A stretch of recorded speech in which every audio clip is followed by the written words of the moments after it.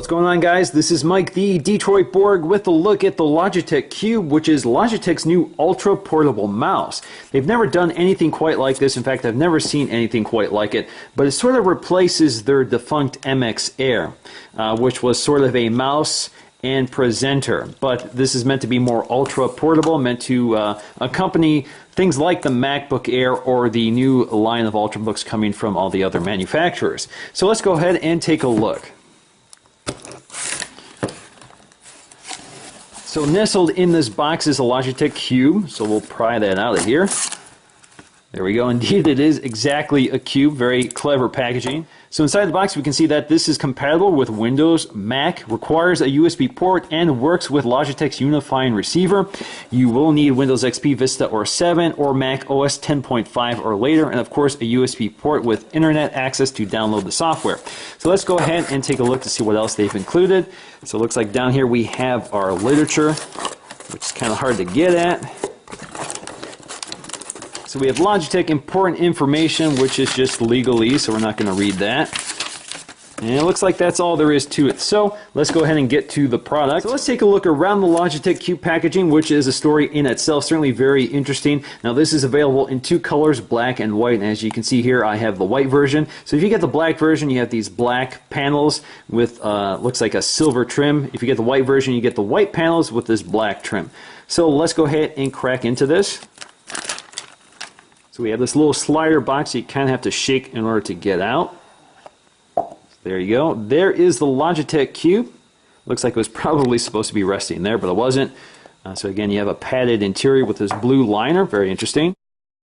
So there is the very tiny Logitech Cube itself. We're going to take a look at that in just a minute. So inside the packaging, we get the Logitech unifying receiver, which plugs into a USB port on either your Mac or PC. And we just have to pry out this foam cradle to get to more information. So look inside, getting started with your Logitech Cube, some information here. Alright, so we get a USB cable to charge it. It looks like we get a little carrying pouch, shows us where the power switch is and how to use the gesturing functions. So we're going to take a look at that. So there is our carrying pouch. And we have a little USB charging cable. Looks like a micro USB port with a standard USB connector. Alright, so let's take a look at the Logitech Cube itself, which is wrapped in plastic, so let's peel all that off. So there we have the Logitech Cube. Again, we have this multi-panel design.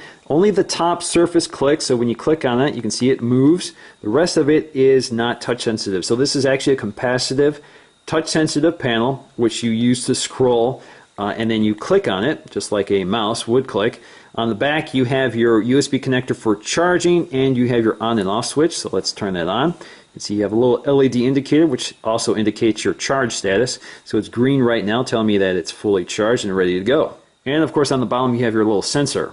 Now, taking a look at that little pouch, you can see that the Logitech Cube slides in there pretty nicely and stays protected. Now, in terms of setting up the Logitech Cube, this couldn't be any easier. All you have to do is connect the unifying receiver to any USB port on either your Mac or PC. No software installation is required. It uses the standard mouse drivers, and you're ready to go. So you can see my mouse cursor is already active with this little mouse.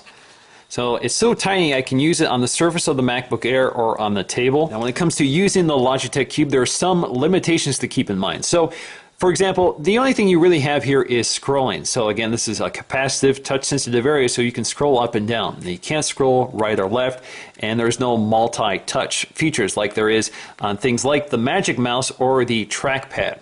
Now, in order to right-click, what you have to do is instead of pressing up here for left-click, you have to hold down here for right-click. So let me demonstrate.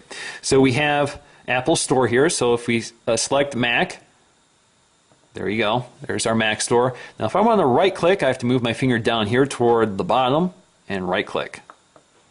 There you go. Now it's not exactly easy to find, so if I'm too far down here it won't move. So right here is the right click. And that's left click. So you get the idea here. It's a little cumbersome. It's something you have to learn when you're using the Logitech Cube. Now in order to activate presentation mode, all you have to do is lift it off the table and it goes into presentation mode, which now means that when you use the left click button or the main click, it will advance to the next slide. But in order to go back slide, what you have to do is rotate it on its back and press that same button while it's upside down. So if you get the idea here, again, forward, back, forward, back. So it works pretty neat. Now if you click the right click button down here, it just takes you out of the app. Now, like I said, the Logitech Cube essentially replaces the MX Air, which is a similar combo device. It's both a tabletop mouse and a presenter.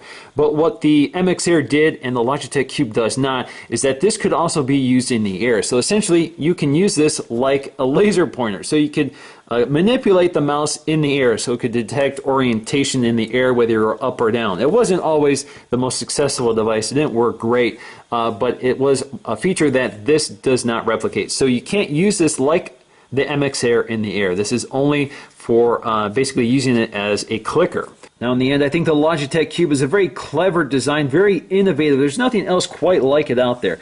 And I think it's definitely a solution for business travelers in particular who are carrying these ultra portables and don't want to travel heavy with a bag that supports their laptop, their power supply, their mouse, and their presenter. So this sort of goes along with the Ultrabrick universe, allows you to carry a very lightweight laptop with a very lightweight bag, and you can sort of just squeeze this in there if you want it. Now this obviously replaces the trackpad if you need it. A lot of people don't like using the trackpad over a mouse, so certainly that's an option for those users. I happen to be one of them. I don't like using trackpads over a mouse. I prefer to use a mouse if I can, but I usually don't want to carry a separate mouse. Now this is something I would actually throw in my bag because it's so portable. The only drawback to using something like this, however, is the fact that because the surface area is so small, it doesn't support multi-touch gesturing, which is a feature important to a lot of Mac users. Certainly I'm used to using multi-touch gesturing on my Magic Mouse and my trackpad, so it's kind of a problem to lose those features for the sake of having this tiny mouse. So I'm not sure if I would prefer to use this over the trackpad. I think it's something that will take time to sort out. So in the end, guys, I think it's definitely something to take a look at. So I hope you guys enjoyed this video, and I'll see you again in the next one.